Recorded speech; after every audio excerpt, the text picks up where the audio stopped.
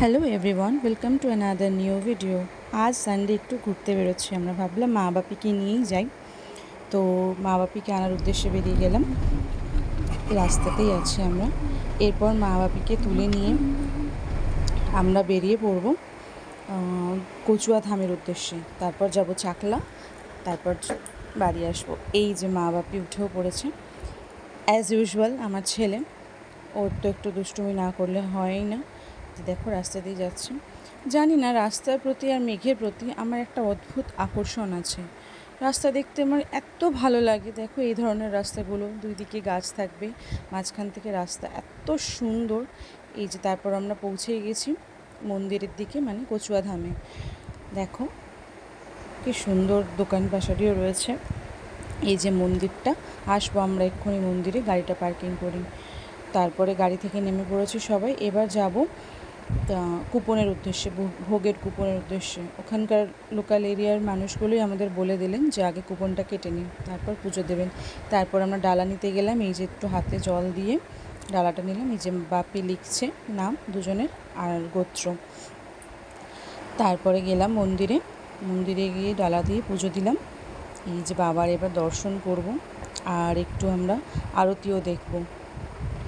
দেখুন এত সুন্দর লাগছিল আরতির সময়টা, আমি বলে বোঝাতে পারবো না।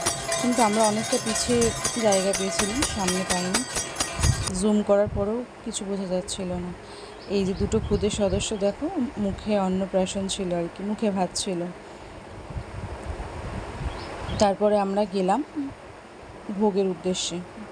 এই যে ভোগ, সয়াবিন আলুর তরকারি, পোলাও আর খিচুড়ি আর পায়েস। তারপরে আমরা বেশ কিছুক্ষণ রেস্ট নিয়ে বেরিয়ে পড়লাম চাকলা ধামের দিকে।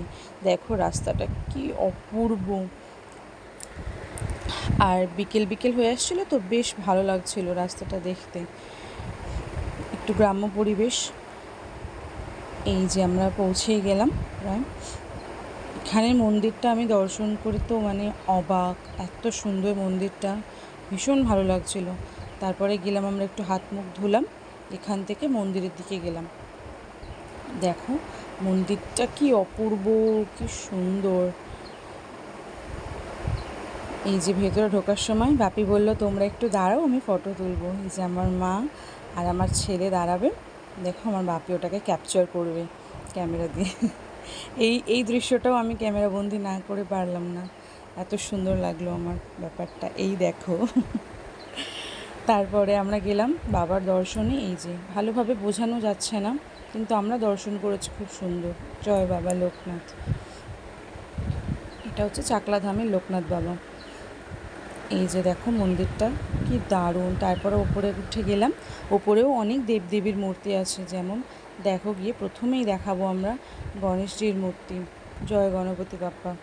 তারপরে আছে জগন্নাথ দেব, গোপাল, বাবা লোকনাথ, এনারা রয়েছেন। তারপরে আমাদের শিব পার্বতীর মূর্তি। তারপরে আশপাশটা একটু ঘুরলাম। দেখো কি সুন্দর ভিউটা, আমার ভীষণ ভালো লাগছিলো। তারপর নিজেও একটু নিজেকে ক্যাপচার করার চেষ্টা করলাম। এই যে গরমে মুখ চোখের অবস্থা একদম খারাপ হয়ে গেছিলো, কিন্তু মনের অবস্থা খুব ভালো ছিল, বেশ ভালো সারাদিনটা কাটছিল। তারপরে গেলাম নিচের দিকে। নিচে গিয়ে একটু আশপাশটা ঘুরলাম, দাঁড়ালাম, বসলাম একটু, সামনে একটু বসলাম। তারপর আমরা ভাবলাম চলো একটু বেরোনো যাক। তো আমার ছেলে একটু খেলাধুলা করছিল, আর আমার মা বাপিকে জ্বালাতন করছিল। এই যে দেখো দৌড় করিয়ে ছাড়ছে দুজনকেই। উফ, ছেলেটা পারেও। তারপরে আমরা একটু শাকসবজি বাজার করলাম মা আর আমি, কেননা এখানে থেকে অনেক সবজির দাম কম।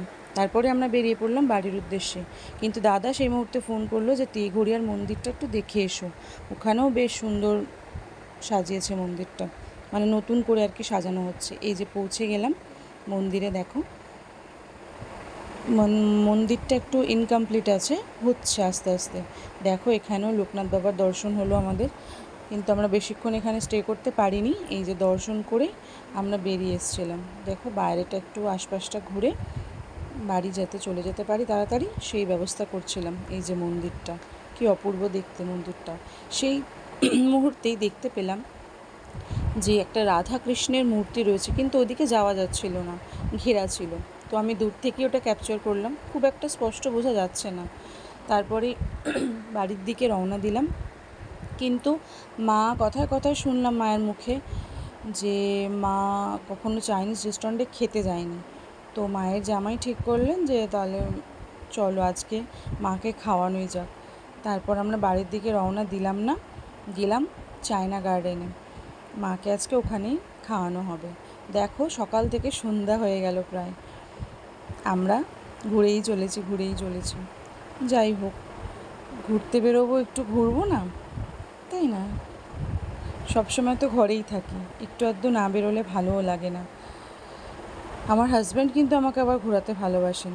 এই যে চায়না গার্ডেনে এসে পৌঁছালাম এই সন্ধেবেলা, মায়ের পায়ে ব্যথা, তবু মা কি কষ্ট করে উঠছে। গিয়ে তারপর অর্ডার করে আমরা বসেছিলাম, একদিকে মা বাপি আর আমার ছেলে, আর আরেকদিকে আমি আর আমার হাজব্যান্ড বসেছিলাম। তারপরে অর্ডার করার পর সব আসলো আস্তে আস্তে। এই যে প্রথমে সুইট অ্যান্ড সর স্যুপটা আসলো, তারপরে ওয়ানটান এসেছিলো, কিন্তু ওটা অনেক তাড়াতাড়ি খাওয়া হয়ে গেছে তাই ক্যাপচার করা হয়নি। তারপরে একটু চিংড়ি পাঁপড় অর্ডার করা হলো, তারপরে আবার ওয়ানটান নিলাম। এই যে তারপরে একটু রাইস, চিলি চিকেন আমরা খেলাম। দাদা যেহেতু আসেননি, একটু স্যুপও নিয়েছিলাম, তাই দাদার জন্য পার্সেল করে নিয়ে বাড়ির দিকে রওনা হলাম।